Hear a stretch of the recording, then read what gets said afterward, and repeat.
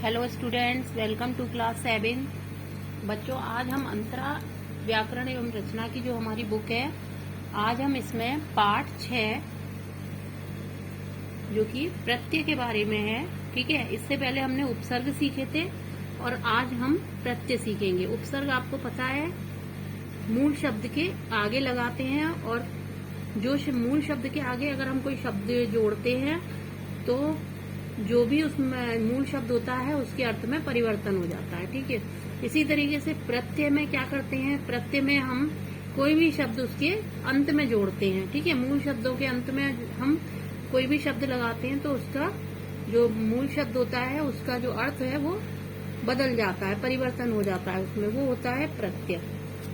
तो आज हम प्रत्यय के बारे में पढ़ेंगे। अब ये देखिए, यहाँ पर है ता प्रत्यय दिया हुआ है। ठीक है, अब आ लिखा हुआ था और आ मूल शब्द है, उसमें हमने ता प्रत्यय लगा दिया। आता, रहता, खाता, पीता, जाता, नहाता, सोता।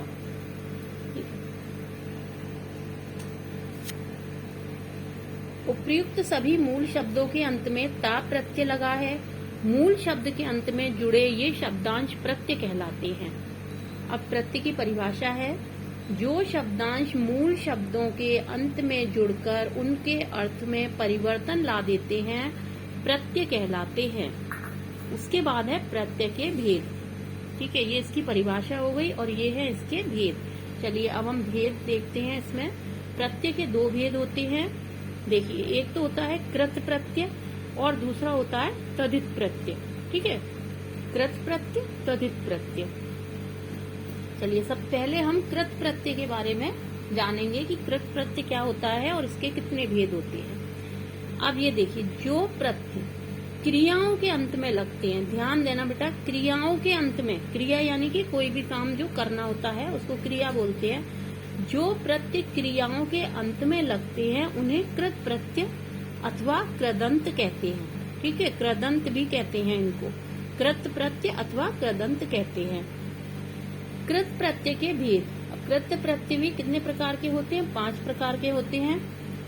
कृतवाचक कृत प्रत्यय, कर्मवाचक कृत प्रत्यय, कर्णवाचक कृत प्रत्यय, भाववाचक कृत प्रत्यय और क्रियावाचक कृत प्रत्यय। ठीक है, ये 5 प्रकार के होते हैं। अब इनके बारे में हम विस्तृत जानकारी जो है वो अगले पेज से करेंगे, जिसमें कि इसमें बताया हुआ है कि ये जो कृत जो प्रत्यय के जो प्रकार हैं उनमें वो किस तरीके से बनते हैं। ठीक है, तो चलिए अब हम सबसे पहले पढ़ेंगे कृतवाचक कृत प्रत्यय। कृतवाचक प्रत्यय वे हैं जिससे क्रिया के करने का बोध होता है। ठीक है, ध्यान देना बेटा, कृतवाचक प्रत्यय वे हैं जिससे क्रिया के करने का बोध होता है। जैसे आउ प्रत्यय अगर हम टिक में और बिक में लगाएंगे तो क्या हो गया? टिकाऊ, बिकाऊ। ठीक है, उसी तरीके से आ का यानी कि क्रिया का करने का बोध हो रहा है इससे। लड़ लिखा हुआ है तो लड़ाका, आड़ी, खिलाड़ी। ठीक है, क्रिया के करने वाले का बोध हो रहा है इससे।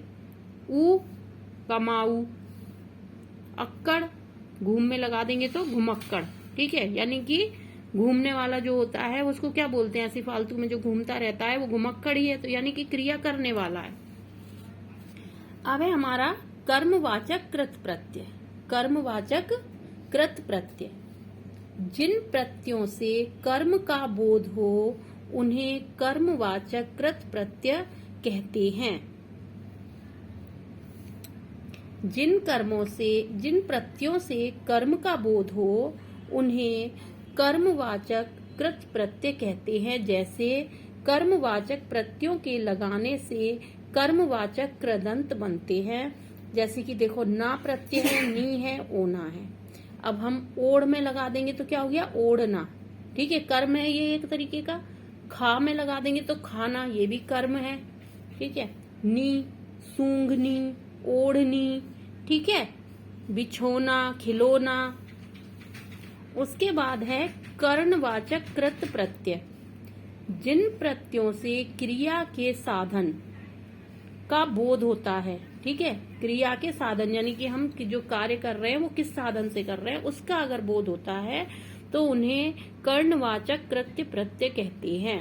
जैसे आ प्रत्यय लगाया भूल में और घेर में तो भूलना, भूला, घेरा। ठीक है, उसी तरीके से ऊ प्रत्यय लगा दिया झाड़ में तो झाड़ू, ये साधन हो गया ना, कर्म करने का साधन हो गया। ठीक है, क्रिया का साधन हो गया। न बेलन, बेलन। ठीक है, झाड़न। उसके बाद है भाववाचक कृत प्रत्यय। जिन प्रत्ययों के योग से क्रिया के व्यापार का बोध हो उन्हें भाववाचक कृत प्रत्यय कहते हैं। जैसे अब ये देखिए प्रत्यय दिए हुए हैं, धातु है, ये निर्मित शब्द। एक बार फिर से समझ लो, जिन प्रत्ययों के योग से क्रिया के व्यापार यानी कि क्रिया के भाव, ठीक है, क्रिया के भाव का बोध हो उन्हें भाववाचक कृत प्रत्यय कहते हैं। जैसे आई, ठीक है, चढ़ाई, लिखाई, पढ़ाई, ई, बोली, हंसी, अंत, पढ़ंत, रटंत, आब, घिराव, बहाव, आहट, मुस्कुराहट, घबराहट। ठीक है, तो इससे क्या हो रहा है, क्रिया के भाव का बोध हो रहा है। तो ये क्या हो गया, भाववाचक कृत प्रत्यय। उसके बाद है हमारा क्रियावाचक कृत प्रत्यय। जिन प्रत्ययों से बने शब्दों से क्रिया के होने का भाव प्रकट हो उन्हें क्रियावाचक कृत प्रत्यय कहते हैं। आ, भूला, जाया में लगाएंगे तो जाय में लगाएंगे तो जाया। उसी तरीके से ता प्रत्यय बहता, जाता।